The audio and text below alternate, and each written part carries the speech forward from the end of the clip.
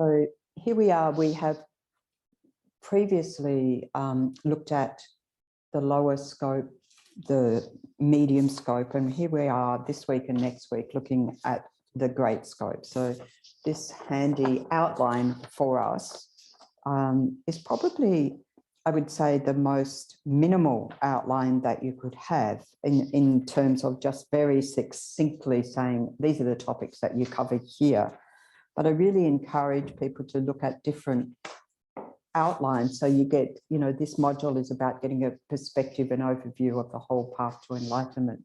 So such as the Lam Rim outlines, which is also, goes through each section, and we will be referring to that in other texts throughout the rest of the Discovering Buddhism course, because what we do for the rest of the course is take each of these topics starting here and work our way through to here in more detail.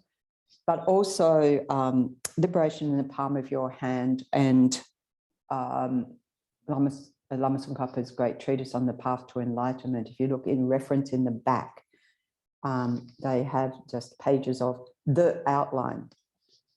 Okay. Breaking down each of these topics into all their subheadings. And then when we refer to those texts in detail, then it has, greater, it says, these are the subheadings for this topic. Okay, boom, boom, boom, boom, boom. It's sort of getting used to the way it's set out can help us to just familiarize with, over time, appreciating that, with what these outlines are. A friend of mine gave me a A3 laminated Lam Rim outline in great detail and color coding, and it was all done in circles, and I just find that it's very fine print and because there's a lot in there, and I don't know, maybe I'm just a linear person. Having the checklist down like that works better for my poor mind. Yeah, so just have a look and see, what works for you. And of course, we're not going to learn it overnight, but hopefully by the time we go through all these modules, we get a greater sense of what topics, unpacking the subtopics. And I'd also recommend the Lam Rim retreats. It is part of, the final module of Discovering Buddhism. And the only danger of thinking about the final module as a final module is to sort of leave it till later. Oh, that comes later. And then you realize, oh, it's all a lot of practice. So in terms of enhancing our understanding, like the Copan course that Nelly's done, and we're very fortunate in Australia that we have 2 opportunities a year to do Lam Rim retreat. We have a 2-week retreat in Kangaroo Island, Daytong Ling, in September, usually around September, and then at Chenrezig Institute in January. So, having participated in a number of those with a number of different Lam Rim texts being used and so forth, it just sort of enriches more and more your understanding, because basically all of our programs are all about this. So, well, they're not all about this, but they're about aspects of the Lam Rim, of the graduated path to enlightenment. So that's what we want to familiarize our minds with. Okay. All right. So the great scope. So last time we were looking at the middle scope, which is seeking self-liberation, striving for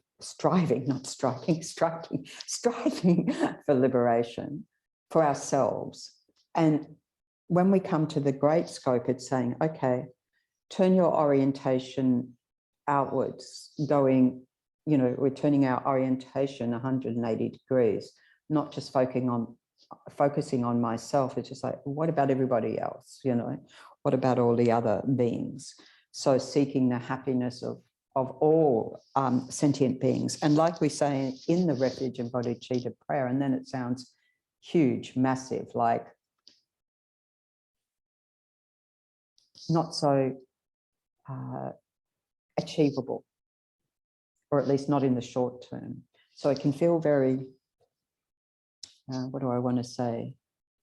is amorphous the right word? Or just sort of, it's something out there, something distant. So we can learn how to make that more personal to ourselves. So, you know, this is, so the presentation on the great scope, and here we can say, even, you know, we say the refuge and bodhicitta prayer, and indeed when we have the refuge ceremony, we're doing that as a Mahayana refuge, that the commitment is to become a Buddha, you know, eventually, right? That's what we subscribe to. Maha. Maha means great, Yana means vehicle, the great vehicle, right? And so this is to counteract the tendency we have to look after number one, you know, looking at our own welfare, which of course we all have in bucket loads. And of course, to some extent, we need to look after our own welfare to look after others. This is true. But if we stop there, then we're ignoring the welfare of others. So this is the whole of the premise of the great scope, is working towards more and more cultivating our capacity to, and caring concern and regard for others, not just ourselves, instead of, you know, focusing on, oh, how the world, how people are affecting me, looking at, well, how am I impacting the world? How am I impacting others? How can I impact others in a beneficial way? So we can start off, you know, baby steps towards that. Okay, so we talk about the Mahayana great scope, and in our text, it's often referred to also Hinayana. And Hinayana literally means small scope or low scope, which is already actually on the basis of the intermediate scope, because it's striving for personal liberation. So today, there were originally 18 sub-schools of what we call Hinayana, Today, the one that is extant in the world is Theravadan. So you'll see, like, predominantly in Thailand, in Burma, Sri Lanka, places like that, that focus on self-liberation in terms of the practices, in terms of the teachings. And it doesn't mean those practitioners by any means lack compassion, because it's innate to us as human beings anyway. So it doesn't mean a lack of that, it just means not the focus of the practice. The goal isn't Buddhahood. You know, so they talk about these three different final goals. So the final goal of a solitary realizer, arhat. So when at a time when the teachings aren't alive in the world, a solitary realizer, through their own, you could say the Buddha was a solitary realizer, showed that, demonstrated that path. And then the hearer, who does indeed hear the teachings, so that Arya being, so the goal for both of those is liberation. And then the goal of Mahayana is to strive for Buddhahood, to become a Buddha. And we would say there's only one final goal. From a Mahayana perspective, we say there is only one final goal, because if you reach personal liberation at some point, don't ask me how it works, a Buddha taps you on the shoulder and says, okay, enough bliss and, you know, emptiness already, keep going, keep going. You've got more work to do, and the world needs you. The world needs us all. So that's what we say from a Mahayana perspective. There's only one final goal. Okay. But that word Hinayana, just a word of precaution, especially when talking to your Theravadan friends, it's seen as offensive, because it's seen as saying, oh, you don't have the goods or whatever. You know, it's small scope. It means, and sometimes I find it quite awkward that we have the welcome. No, it's fine. Glad you're here. So we're just doing a introduction on the great scope of the Lamrim. So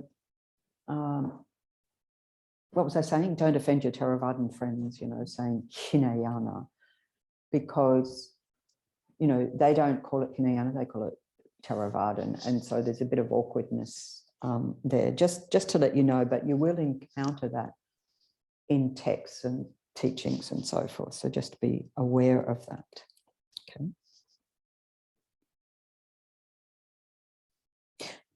And I guess we can also say that, you know, the practices common, which we looked at last time in brief, the practices in common to whether it's Theravadan, Mahayana practitioner, whether you're striving for liberation, whether you're striving for Buddhahood, are all based on that first teaching of the Buddha in the Four Truths, the Four Noble Truths for Arya beings. So that's a foundation for all Buddhist schools. It's just that we, within a Mahayana context interpretation, would say that we take that to like a more subtle level of understanding. Okay. So the heart of the great scope, Mahayana vehicle, is development of altruism, development of an altruistic attitude, or bodhicitta in Sanskrit. So bodhi means enlightenment or awakening, bodhi. So when the Buddha sat under that, what was a pipal tree, now we call a bodhi tree in Bodh Gaya, now we call Bodh Gaya, in that place, and attained enlightenment, and then the next 7 weeks did practices around there. And then when he, indeed, the Buddha wanted to be able to pass on what he had learnt to others. So the first person that he encountered when he started, first of all, he thought he would teach his teachers, but of course they'd passed away. And so then he had been with these 5 other, you know, fellow seekers of truth who were following a, you know, the Hindu Brahmin path. And the Buddha had gone beyond that. So he thought, oh, well, I'll teach then. And he was on the way, or he had been requested to teach. So this is our tradition that says that Devas requested the Buddha to teach. So he was on his way and he encountered this person who said, what are you? You know, you could see that something extraordinary, that all this light and great aura going on for meters and meters and meters. What are you? Are you superhuman? No. Are you human? No. Are you, you know, a god? No. What are you? Awake. Awake. So this is the meaning of bodhi, awake. So it's like, I remember at the last retreat with Lama Zopa Rinpoche in Bendigo, there was a sense of, well, I'm sure there's always a sense of urgency with Rinpoche for us to, do you get it? Get it, get it, get it. It's like, wake up, folks. See what's going on. See what's possible. Do it, engage. Do we get it? So it's that sort of wake up call, you know, from a Buddha. And just mentioning the Bendigo retreat, also it has been said that Rinpoche is planning to do that retreat next year in Bendigo again, in the first quarter of the year, I guess, before Easter. So Easter's on April the 9th, we've got that date. So sometime in the period before that. So we'll just wait for some further announcement on that. If there's a great opportunity, we're not sure if Rinpoche will travel anywhere else. Of course, everybody wants Rinpoche to come to their centre, and of course, we're included in that. We'll just see how that unfolds, right? But it's very exciting to hear that that's being planned for. Okay.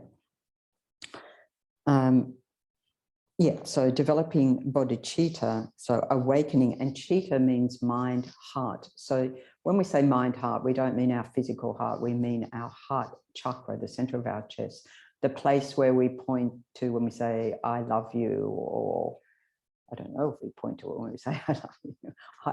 I think in sign language, isn't it? It's like that. I have to watch more sign language. Or you hurt me. We've got this sense here at the center of our chest of, you know, me. And so we call this mind, heart, same word in Sanskrit, citta.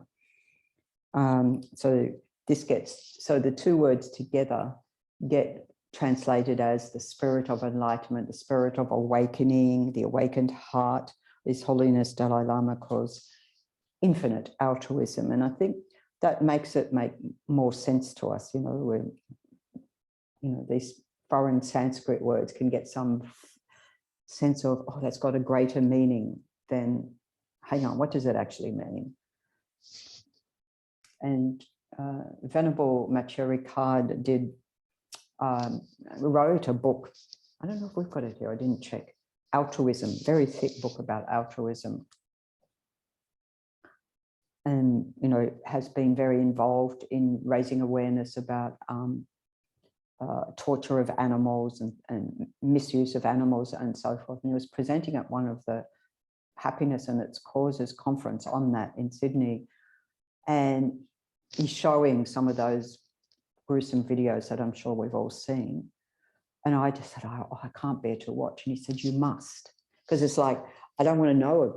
It's like, it's not, I didn't think I was saying I don't want to know about it.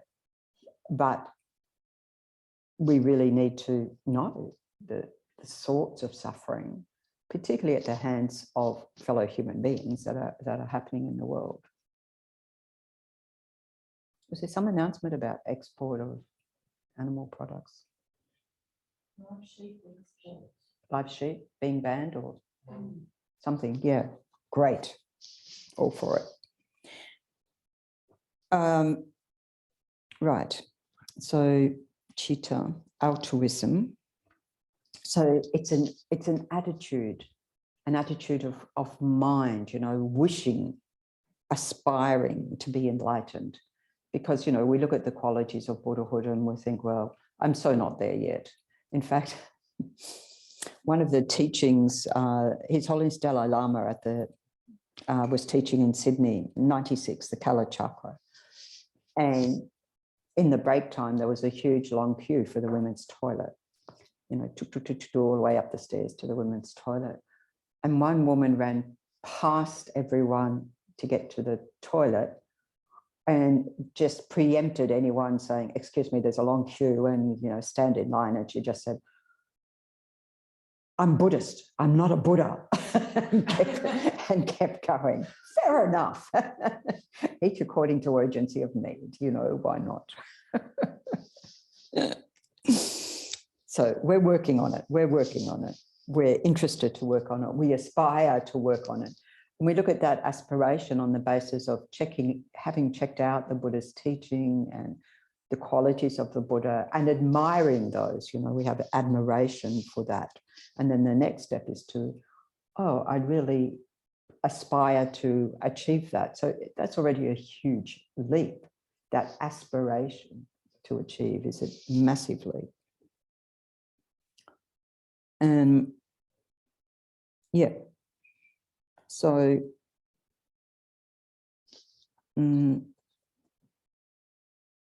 as it says, so as to be able and benefit and work for the welfare of all sentient beings. So I wanted to reference that in relation to the foundation of all good qualities, which is really one of the briefest Lamrim outlines that you can get within 14 verses. Just reminder, encouragement to learn that off by heart. Then you've got it in your mind, you've got it in your mental continuum, wherever you go. But in the meantime, we'll make reference to it at various points that it, you know, each topic we go through is there within that. So Lama Tsongkhapa's great treatise on the path to enlightenment is 3 great volumes. This is 14 verses covering exactly the same thing. We need the more elaboration to be able to understand, you know, what does that actually mean? So in this book, it's on page 139. If you want to turn to 139.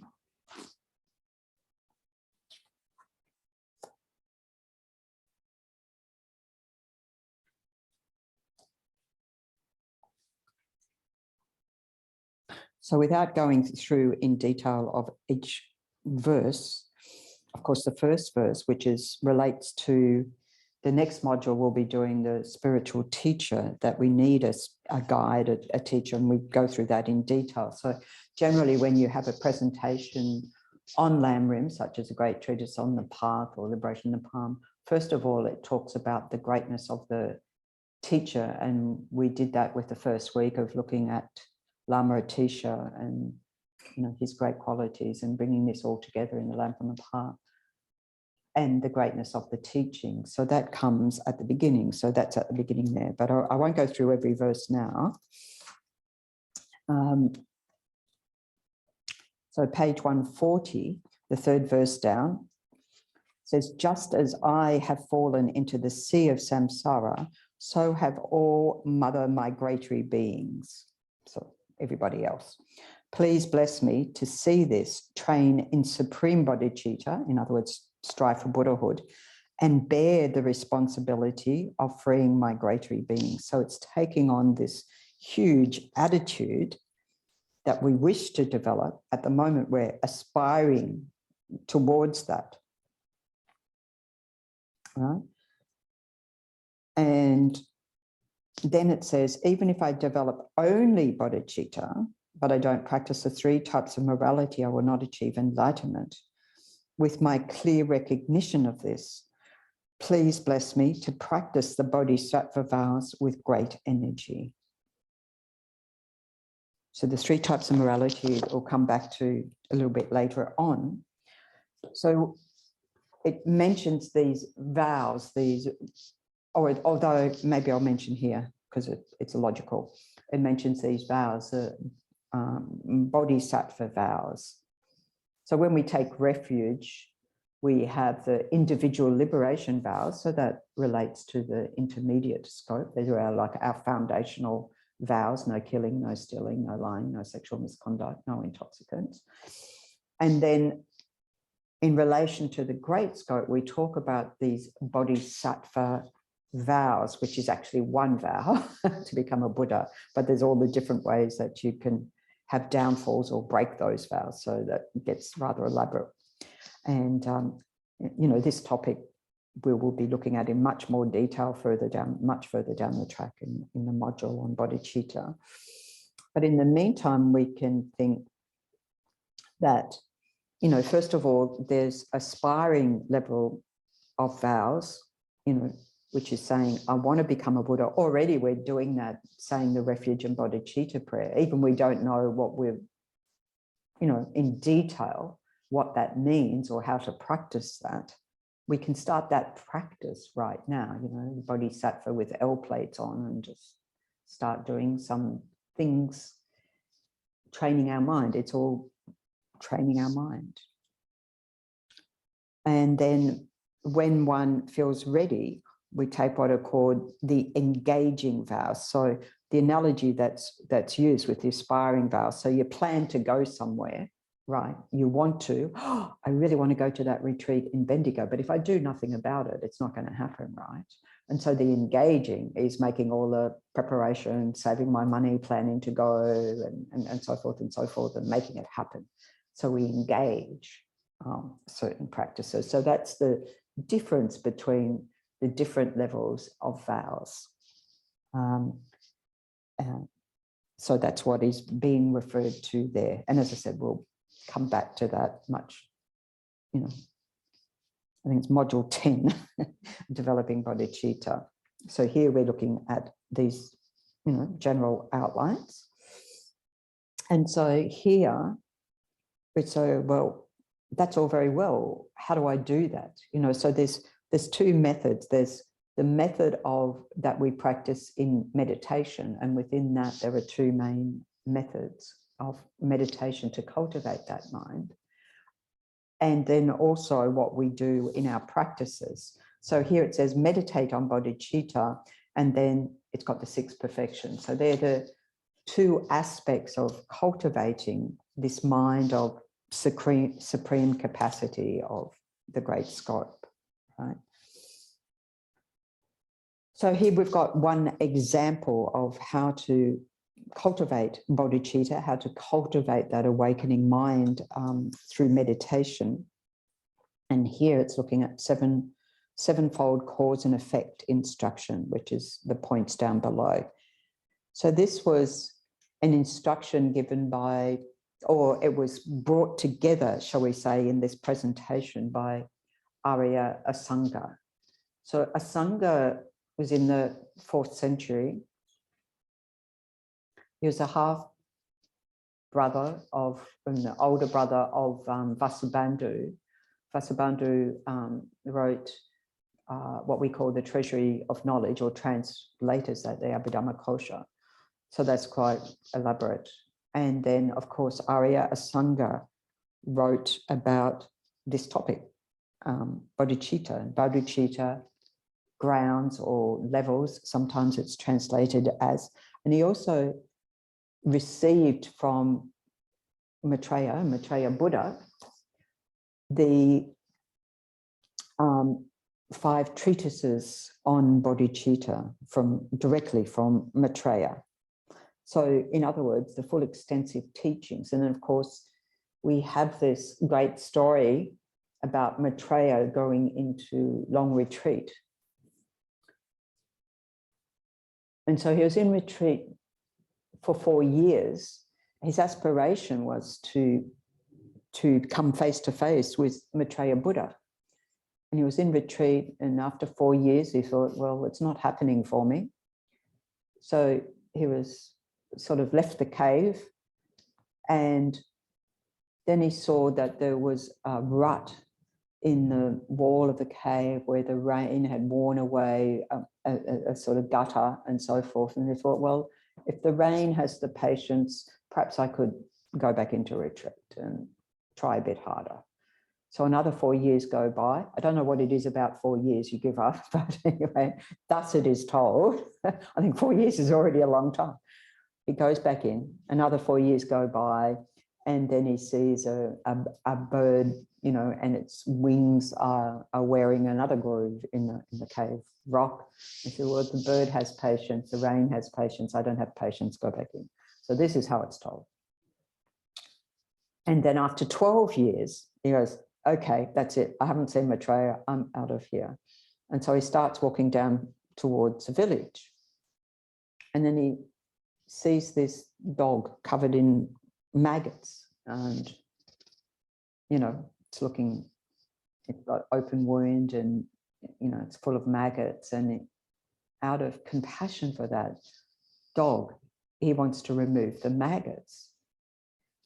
And then he thinks, but if I start picking them off, I might kill the maggots. So he's got compassion for the maggots as well. Like, this is an advanced technique, isn't it? Compassion for maggots, right? And so he leans down and he thought, I'll take them with my tongue so I don't hurt them. And, you know, put them over. Oh, he'd already cut off a bit of his thigh to give them some alternative food source, not the dog. Here you go, bit of my thigh. Now, don't practice this at home, please. This is, they say that unless you're a bodhisattva of certain grounds where, you know, to do something like this is inconsequential as, you know, like a leaf falling from a tree, don't do this practice, okay? Just saying. It's very advanced. So already it demonstrated he was a very advanced on the path.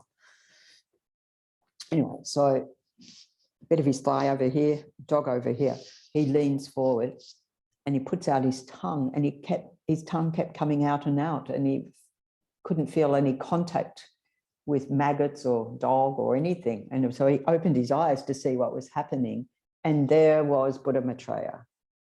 It's like the dog had transformed into Buddha Maitreya. This is what he'd been wanting to see, was Buddha Maitreya. Did he go, oh, at last I've seen Buddha Maitreya? No. He says, well, where the hell were you? Finally. And Maitreya points at his lower robe, we call her Shamtab, and he says, see that spit there on my robe? He said, all that time that you're in the cave and every day you turn around and spit at the wall, I was there. You just didn't see me. No, it's all on my robe, proof. And he's still a bit skeptical, believe it or not, after all that time. So out of his it took that great compassion for him to actually see Maitreya come face to face with Maitreya. And so he's like, and Maitreya goes, okay, well, I'll tell you what, pick up this dog, put it around your shoulders and go down to the village. Now, nobody saw a dog on his shoulders. They saw him, but they didn't see a dog on his shoulders. One person had said they saw a leg of a dog. So they had a bit more pure view. I mean, it was Maitreya. Even as a Buddha, you can transform into whatever forms needed to benefit others. So just saying, after that, he was able to get the teachings because of his spontaneous compassion for the dog and the maggots. He just needed that last step to be able to remove obscurations from his mind to actually seeing Maitreya face to face, and got all the teachings, and then those teachings also transmitted to Lama Atisha through Selingpa in Indonesia, and then we have the Lamrim. Okay, so both Arya Asanga and Vasubandhu are part of what's called, so they were at Nalanda Monastery in Nepal and throughout the centuries, part of what's called the 17 Nalanda Masters. And in particular, there are 6 that are, said to be the great ornaments. And so they're part of these 6 called great ornaments. And I wanted to mention the 17 Nalanda Masters, because if I was at Chen Rizig Institute, there'd be Geshe-la mentions them all the time, because they've got the statues now of all the 17 Nalanda Masters at the center, and they're hoping, Lama Zopa Rinpoche has agreed to do a consecration, which may happen online later this year, or may happen next year when Rinpoche is here, we don't know. But what I find really wonderful about having those 17 Nalanda Masters there is it also has an explanation of who each one is. And so as we go along, we study texts that refer to these people, or stories like this that refer to these people and their qualities and what they achieved. And then suddenly you can start to join the dots, to see this whole lineage. But that happens over quite some time. It's not going to happen straight away. So at the moment, you can just leave that as information, okay? But, you can also check up and read the stories, read the biographies, because that can really inspire us. We've got biographies here of Lama Tsongkhapa, for example. It can really inspire us through, the endurances they went through and the determination to develop this mind of bodhicitta. Okay. So here we're looking at conventional bodhicitta. Next week we'll look at ultimate bodhicitta, which is the wisdom realizing emptiness. So we'll just look at an outline of that. So this particular 7-fold cause and effect. So there's a preliminary, and then after that, there are 6 causes to generate the mind of bodhicitta, which then comes along as a result. So even though we say these prayers, don't expect it to arise spontaneously straight away. Although we can say, well, there's no accidents that I end up here in a Mahayana center and with these aspirations, because clearly, even though I can't remember, I've done this in past lives. Okay, can't remember. It would be great to remember. But it means we have the habituation to that, the familiarization, and that we can use this life to continue on that path. So the preliminary is to cultivate a sense of equanimity, even-mindedness towards all sentient beings. And we do this on the basis of, because all sentient beings aren't the same, right? My mother had 6 children that lived, I don't to tell the whole story, but she had, basically raised 6 kids. And she tried to treat us all the same, but it's not, it's sort of same, different, because we're all different, And if we talk about all sentient beings, and that includes all humans and all animals, and let alone other realms of existence, and we can say, well, each and every one of those are different, but having equal regard for them on the basis of what? Just like me, none of them want to suffer. Just like I don't want to suffer, they don't want to suffer. And they want to be happy, just like I want to be happy. So going from the middle scope to the great scope is saying, okay, I'm changing my orientation towards others who are in the same boat as me, in these cycles of existence, of suffering existences in samsara. And here I have the best possible opportunity to be able to benefit them. So what to do? Okay.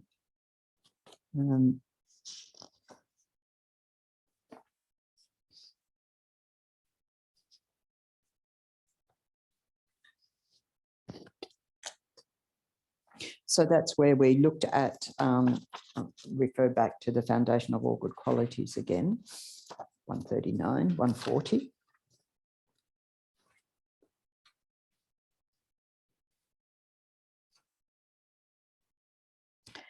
So this is this verse 7. Just as I have fallen into the sea of samsara, so have all mother migratory beings. So this is this intention. Please bless me to see this, train in supreme bodhicitta, and bear the responsibility of freeing migratory beings. So it's saying, it's looking out and saying, and again, I say all sentient beings, but I have to start in a way with myself. Well, in more than a way, I have to start with myself. And here we are on the basis of what you train in the intermediate scope of wanting to be free ourselves from suffering. So here we can look at, well, what sort of suffering might I experience today? And if we've got ailments or so forth, or no matter what, happens, just think, well, I'll take that on. I can think of that suffering. Say you're experiencing back pain and you think, oh, well, what sort of suffering am I experiencing? And, just like others don't want it, I don't want it, others don't want it. And I can think, well, who else has this type of suffering? So what is it like for them? So we can sort of make it personal, make it realistic. It says in the text about being prepared to go into the fiery hells of Avicii for the sake of even one sentient being. Now, I'm not ready anytime soon to go into the fiery hells of Avicii. So that's the hottest hells. And Rinpoche Rinpoche mentioned that,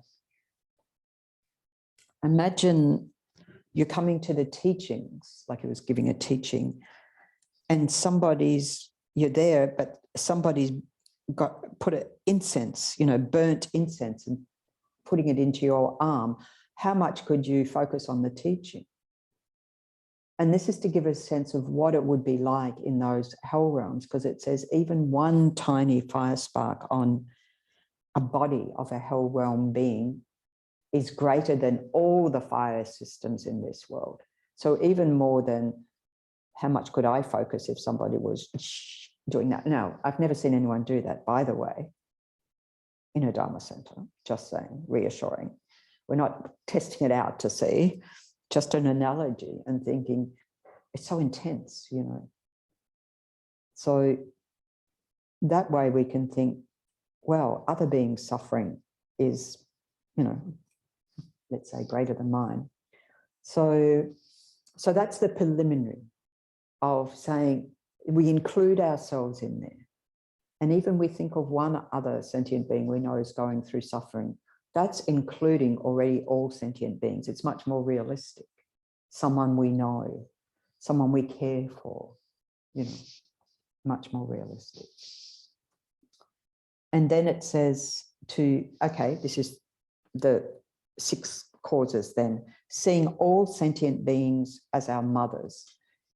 in other words, based on the understanding of beginningless lives, in each of those lives, I must have had a mother, you know, whether it was a lion mother or a cockroach mother or a human mother or whatever.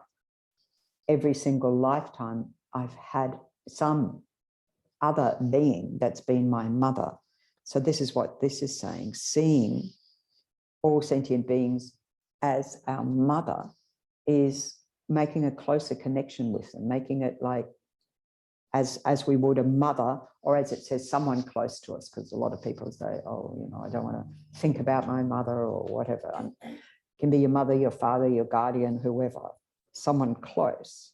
And then we, so to get a sense of connection, sense of connectedness with others, that's the point of that one. And then we say, remembering the kindness of our mothers. And here we meditate and reflect on the kindness of our mother in this lifetime, so that we can say, at the minimum, at the bare minimum, even your mother didn't raise you, because everyone's circumstances is different. At least she didn't abort you, right? We're here, gave us this precious human rebirth. I mean, this is for people who have some sort of awkward relationship with their actual mothers. But we can also equally, as I said, see it as a guardian, see it as that one who raised you. And if you meditate like that for some weeks, some time, and just next step, remember their kindness. You know, remember the kindness of bearing us in the womb, that goes on very elaborately, and, you know, enduring the pain of birth, enduring, you know, sleepless nights, feeding, clothing, and doing that for how many years? Shelter, protection. And you just sort of, we can think in particular aspects of our relationship with our own mothers or guardians or so forth, and think of how they've benefited me, like day after day after day. And you never stop being a mum, do you?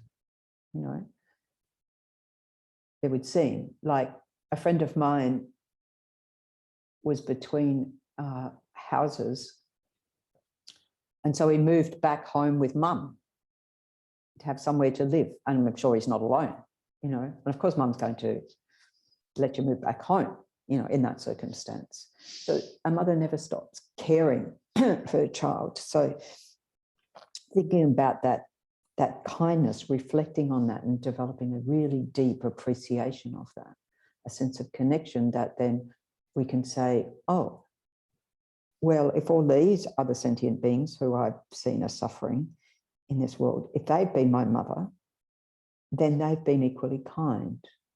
You know, even I can't remember those lifetimes, they've been equally kind. And so then we develop an appreciation for their kindness, a gratitude, and wanting to repay that kindness.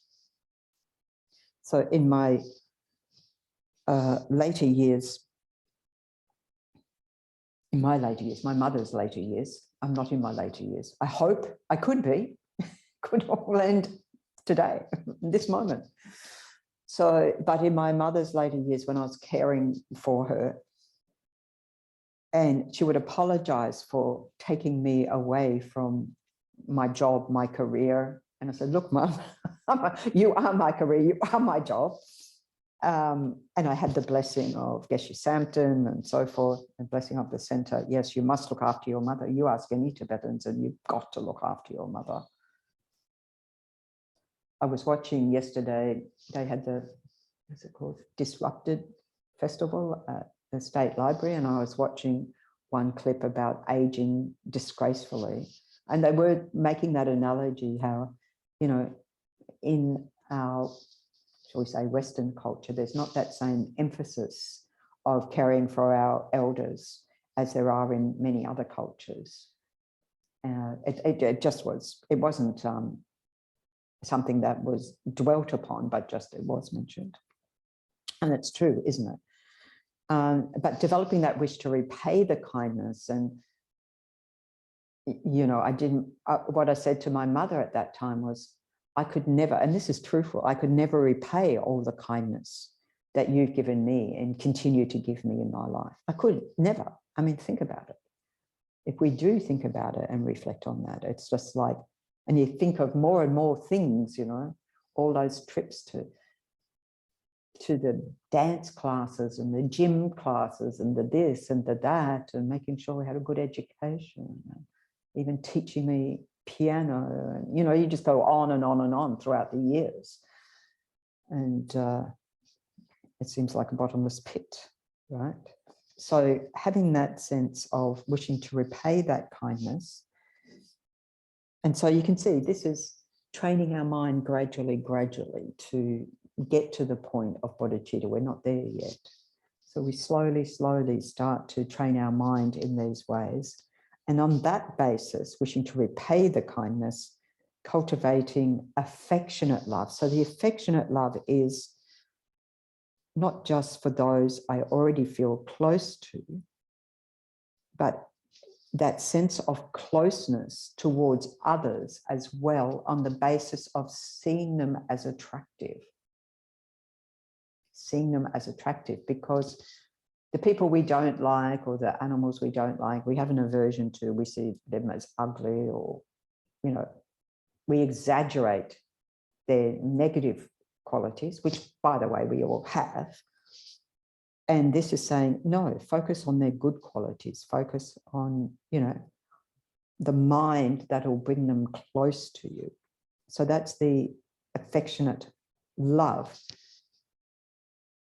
And we have the, you know, the prayer, the 4 immeasurable thoughts. And when we talk about immeasurable happiness, it's this one. May you have happiness and the causes of happiness.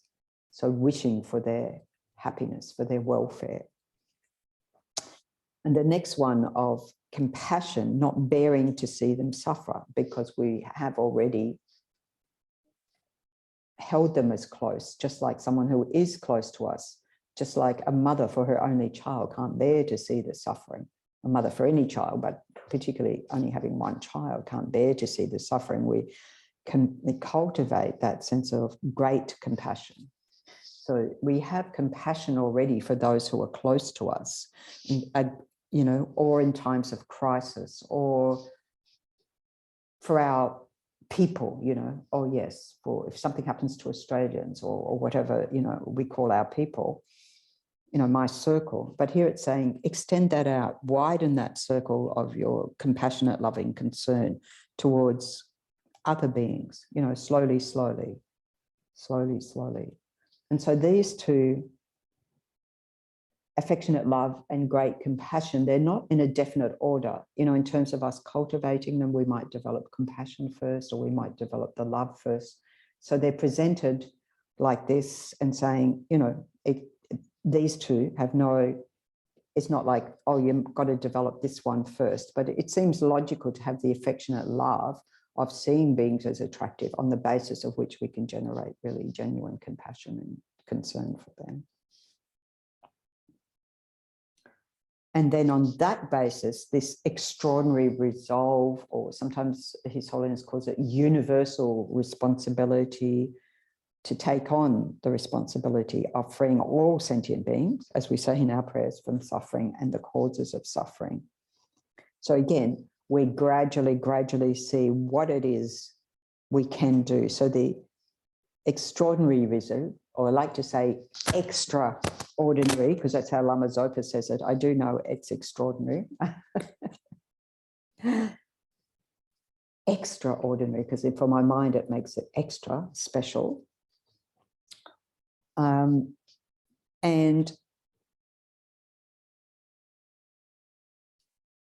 in a sense of training to develop this sense of responsibility, what I can take responsibility for right now, that I'm not at the point of being able to take on the responsibility for freeing all sentient beings. I have this aspiration, haven't given up on the aspiration, the wish.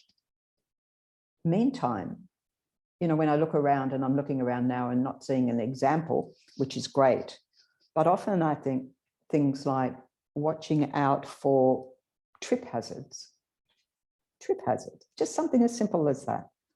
You know, when you say, oh, somebody could fall over that, someone should move it. And it's instead of all that someone should, just do it, you know, just be mindful of others and just think, well, I can be that one. I can be that one to take this. And that's an easy thing to take on, right?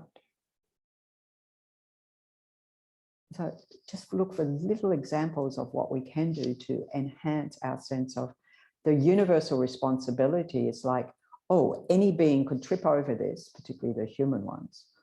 So I'm going to get it out of the way. You know, when we were training volunteers for the happiness conference and you do all this, you know, looking for trip hazards. And I think the simplest thing is if there's a trip hazard and there's a crowd of people, you block it. You block the trip hazard so nobody's going to trip on it. And so anyway, we can use many, many different examples, can't we, of what it's possible to do with that intent to watch out for others, whatever we're capable of. Okay. And then on the basis of this, more and more, we're generating this altruistic attitude of bodhicitta. Okay. And then just finishing off this section, then Namazopa Rinpoche has got a whole book on the bodhisattva attitude or bodhicitta attitude, that as we're doing our ordinary things every day that we do, we can think, I'm opening the door to liberation for all beings. I'm closing the door to the lower realms. I'm tightening the belt of, you know, ethical discipline, things that we're doing. I'm rising up to, you know, as you stand up or get out of bed, to bring all beings up out of the suffering lower realms. We can train our mind, and Rinpoche's got many, many examples in there. We don't even have to think about the examples. We can train our minds, but that can help us thinking, I'm doing these things anyway. And just the only thing that changes is our attitude towards that. Okay, so I've been talking nonstop for a while. Has anyone got some examples or of ways that you've been able to sort of cultivate this sort of altruistic intention? Actually, somebody was mentioning, just while you're thinking about that, on Friday, because, you know, I have been encouraging, as you know, people to do the refuge and bodhicitta prayer for Rinpoche's health while driving, while walking, while whatever doing.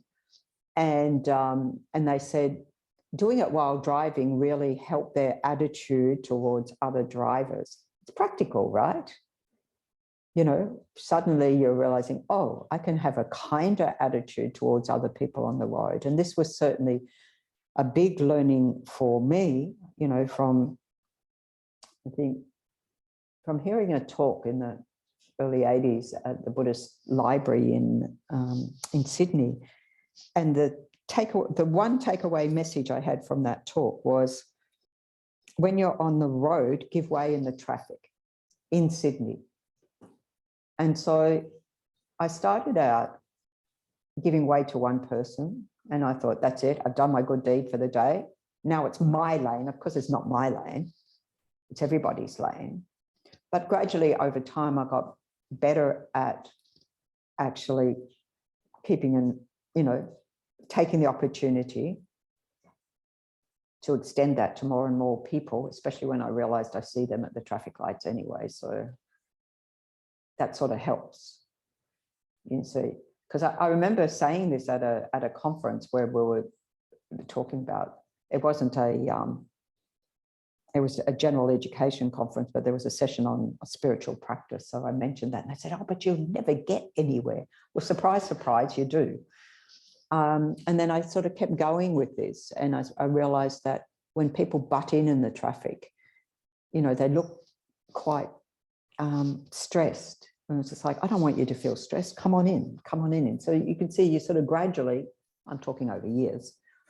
And I thought, don't get cocky, because then one day I thought, oh, I'm getting really good at this. And somebody cut in front of me in a car park, just like if you've seen fried green tomatoes.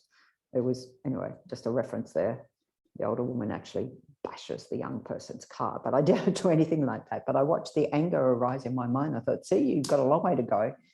So now I kept working at it. And now I'm very happy. I can just like, oh, opportunity for Dharma practice, turn the car into a Dharma mobile and opportunity to practice. So that's just one example. I don't know if anyone else has got little examples, because I think, you know, we just, and that was over a period of years. It wasn't like instantaneous. Picking up other people's litter. Picking up other people's litter. It annoys me. I figure it annoys other people. Yeah. So I do it.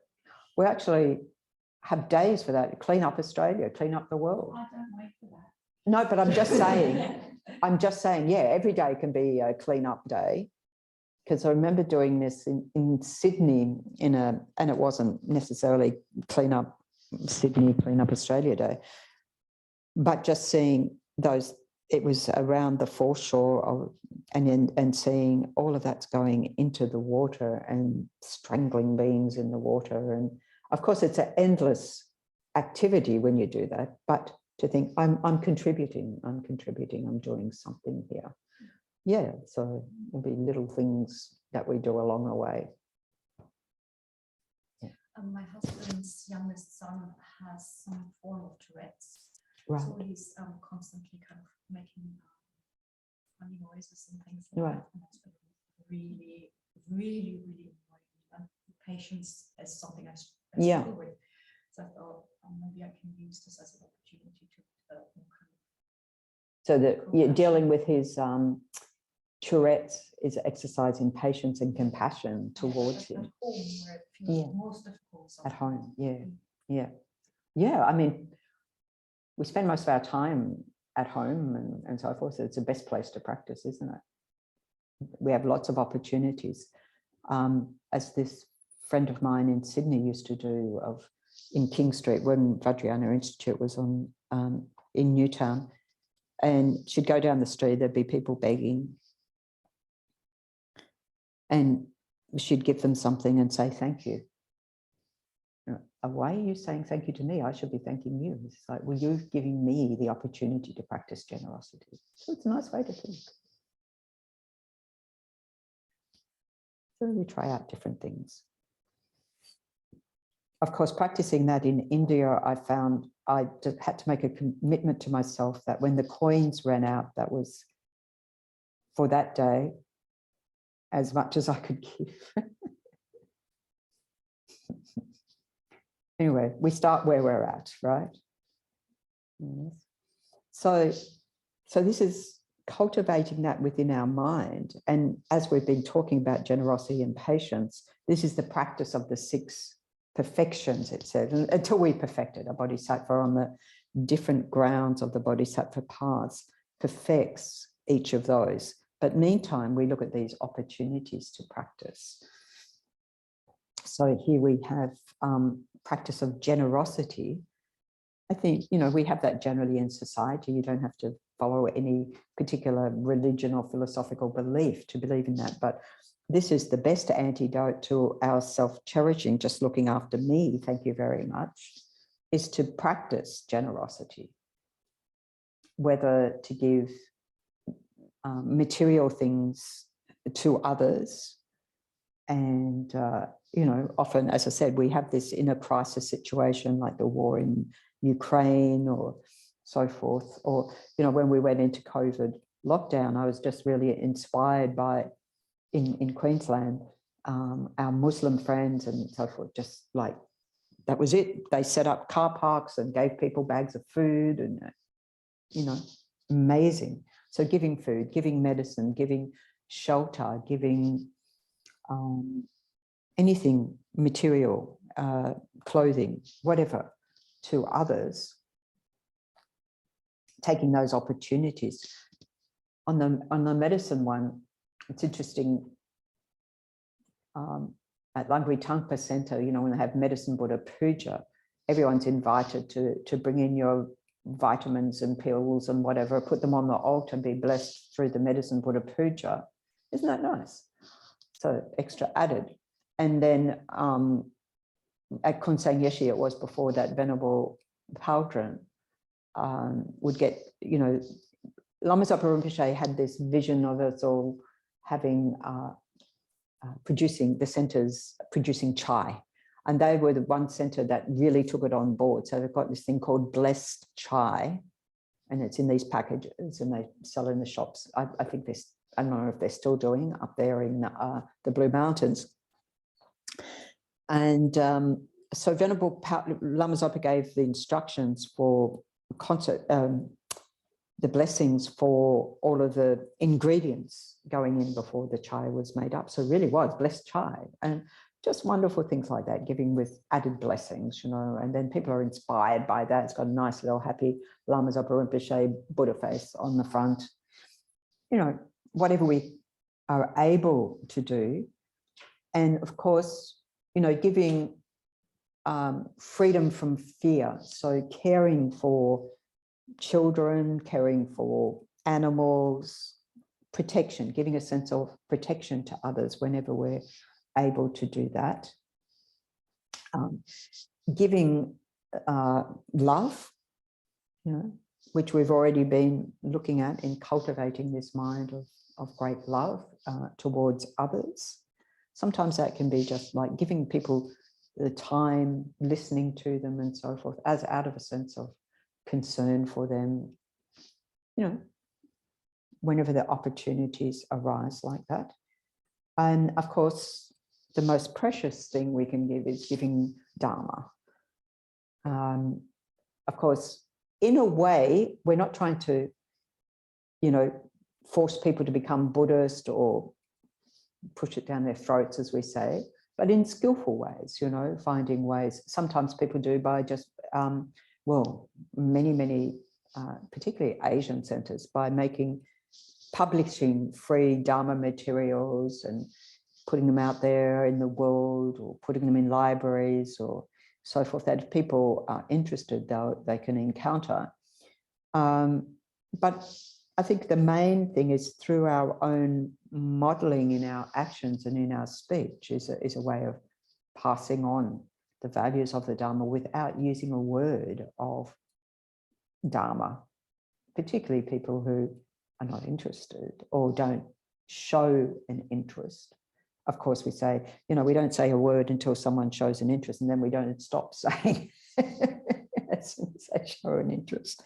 But why not, if people are interested? Okay. And then the second one here of practicing ethics. So this is what was referred to in that verse from Foundation of All Good Qualities, practicing ethics in terms of the ethics of any vows that we have, of holding those vows. Or as Buddha said, you know, the summation of all the Buddha's teachings: do no harm, subdue your mind.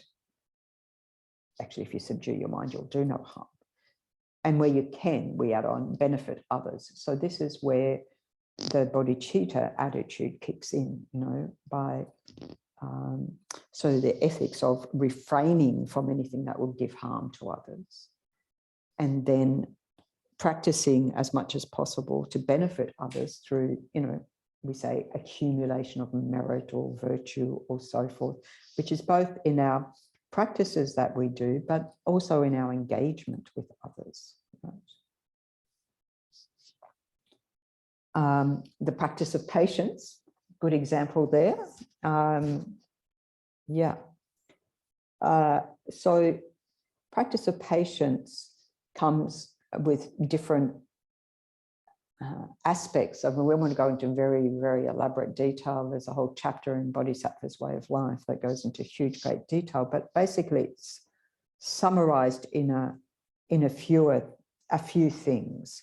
So one is, you know, not retaliating when others attack us. This is a really hard one. It's a thing to practice. That's why we say practice. To not immediately react. You know, when I first ever heard the phrase, and I found this really helpful, hurt people, that if I can come to a point of thinking, oh, this person's hurting. Now, I'm not saying I can do that all the time, but it's a different way of me thinking than you hurt me, to think, oh, this person is hurting. Right? So we can try different ways that work for us. And, you know, and then it's patience with difficulties arise, particularly, it's often used like sickness. So for example, when I was looking forward, the first time Chögyam Rinpoche came to Australia, and there we were in Sydney and welcomed Rinpoche, and next minute I'm in hospital because I'd ignored all the signs that said I was sick and and needed a medical intervention. And then I was feeling sorry for myself. But the message from Chögyam Rinpoche, and this is the patience both with the sickness, okay, putting it in a different perspective, was better to take on this suffering in this human form right now than eons of suffering in the hell realms. I'll take it on, but not too much at once. I don't know, how much can I take on? So the self-doubt that comes along in the next level of patience. So this level of patience is saying, you know, be prepared to endure things. And what he was saying, this is a purification practice. Now, when you get ill, you don't think, oh, this is a purification practice, do you? At least it's not my immediate thought. So it was wonderful to have that advice that really, and practices to do, which really gave me something to do while I was there in hospital instead of feeling miserably sorry for myself. So that was very, very handy. Also, when I was thinking, when I ordained in New Zealand, it was the coldest winter at that point they'd had in 30 years. And so every day at the teachings, you know, at the end of the teachings, admittedly, it was late in the night and then it was early in the morning, and you'd come out to the cars and they were iced over and everything like that. And when I ordained and ended up, because at that time, before I ordained, I was wearing jackets and things like everyone else. And I thought, how am I going to be? I feel the cold now. How am I going to be when I'm like this?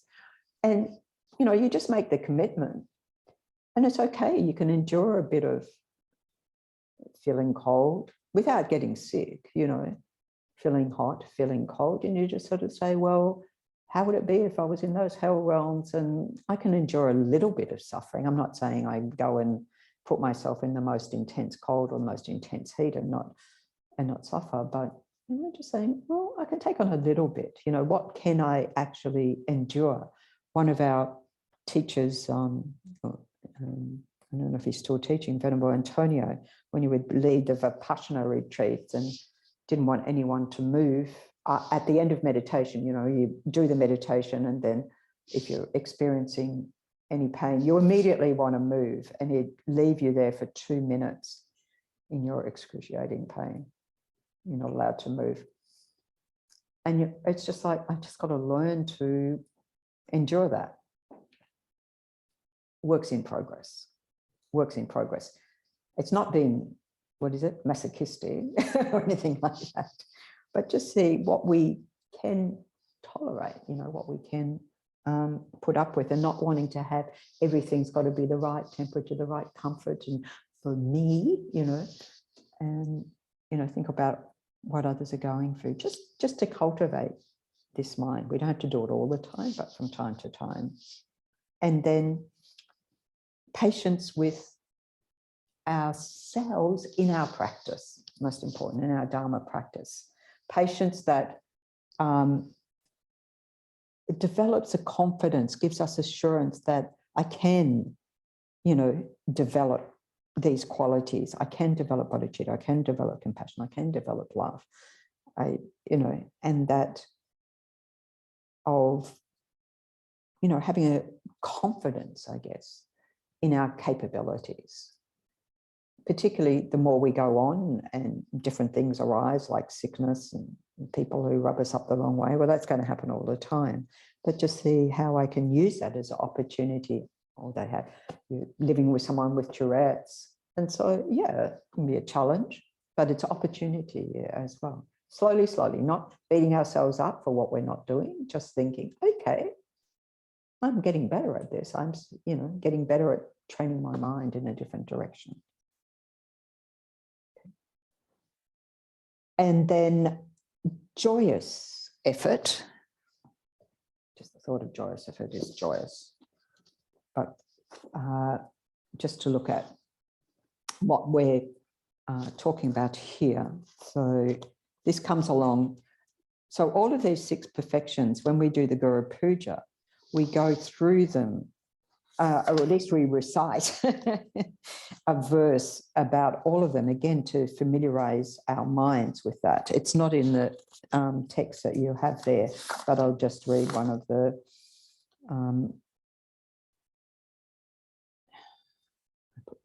page number 164.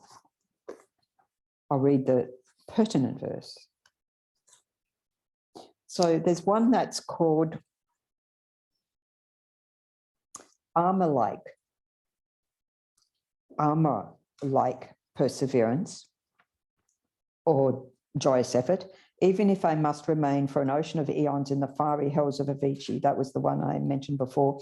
For the sake of even just one sentient being, I seek your blessings to complete the perfection of joyous effort that out of compassion untiringly strives for complete enlightenment. So when we talk about joyous effort, perseverance, His Holiness Dalai Lama says, never give up, never give up, never give up.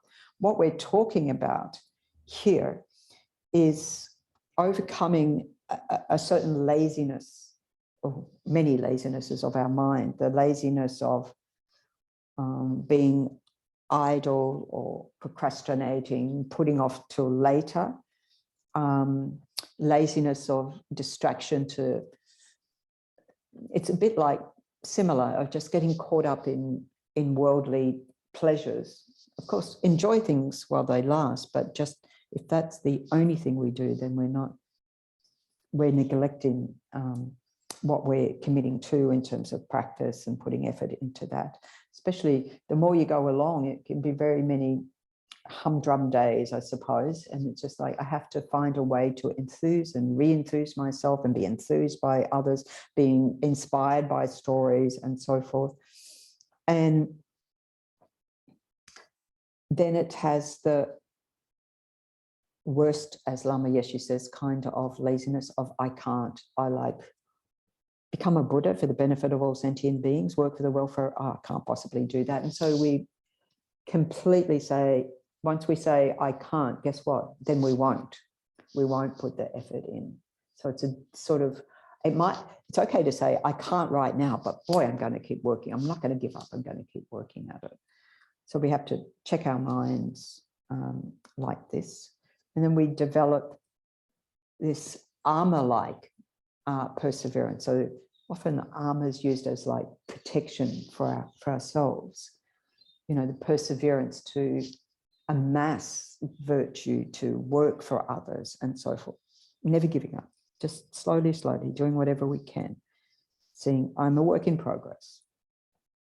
Okay. So the next 2 perfections relate to our meditation practices specifically. And so we've already talked about previously about developing single-pointed concentration, so we don't need to talk about that. And next week we'll talk about the wisdom one. So I think, you know, you can just see this as a broad outline of what's the deal, signing up for the great scope and seeing, okay, it is a great scope. It's a vast set of practices that are going to, you know, I'm going to start to cultivate now on the basis of I've probably cultivated in past lifetimes, and keep going, just keep going, keep going. Okay. Any questions, comments?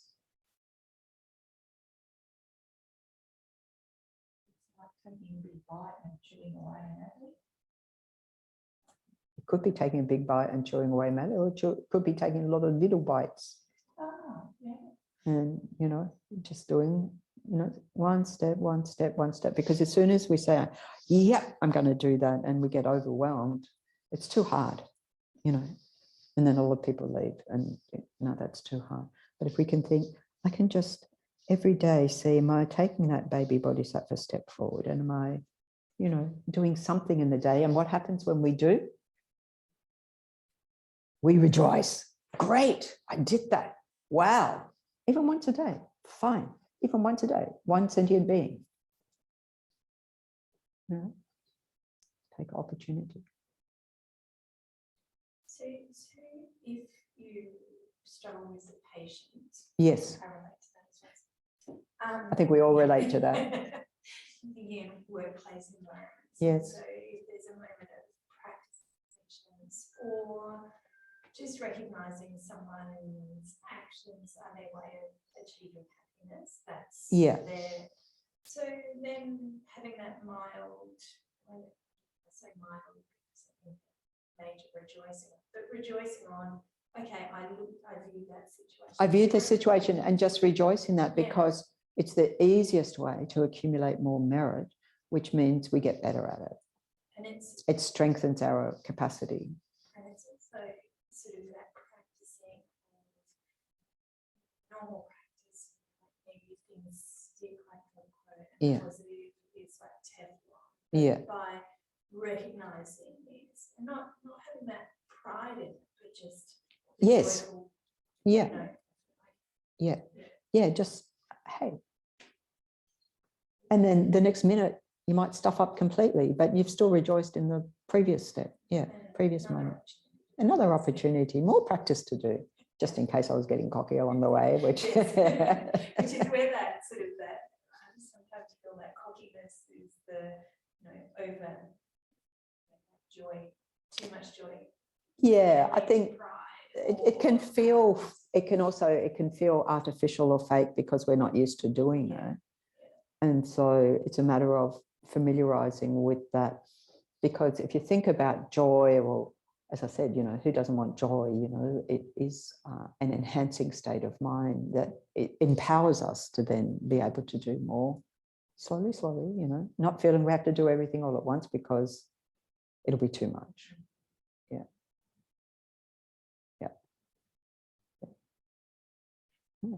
And you can write it down in your right one. What am I rejoicing in today? Well, I realize that person is suffering. Yay, I realize that. Good enough, right? Oh, so there was one about DVs at emergency care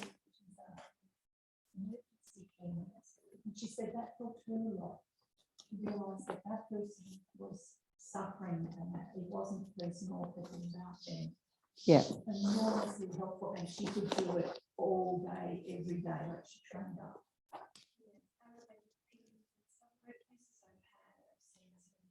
Very, very horrible, nasty behaviour. And the one thing that enabled me to almost not go down that rabbit hole of what it is going, that person is suffering. This is their means they have of relieving that suffering. Then it became an overwhelming sense of compassion and an element of sadness that was how it was playing out. And so, that sadness is also part of the compassion. That okay, they don't have other tools to deal with this, and this is how. Well, no, that's a judgment, but they don't have other means at this point in time, and how sad. And so it was so overwhelming for them that was them.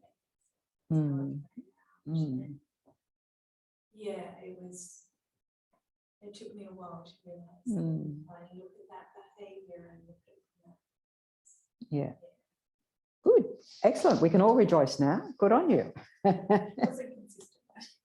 Hey, look, consistency starts with one time and then a second time. Okay. All right, we'll dedicate all our virtue to increase. So page 28, we can do in English.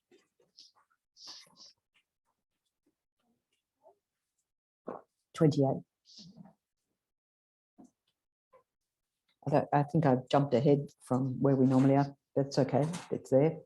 Through the merits of these virtuous actions, may I quickly attain the state of the Guru Buddha and lead all living beings without exception into that enlightened state. And then we can go back to the long life prayers for our precious gurus on page 19.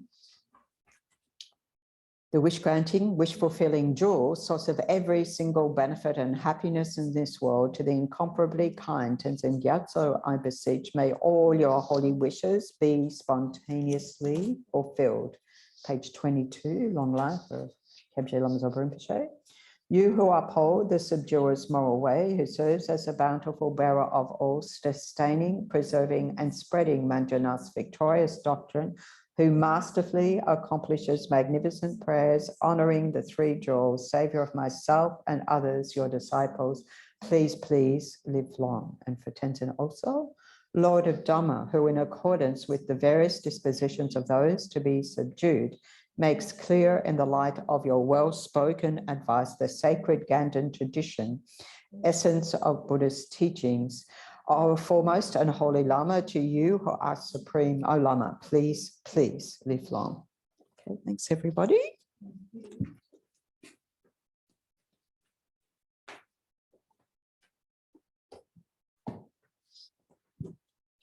This goes in the library too.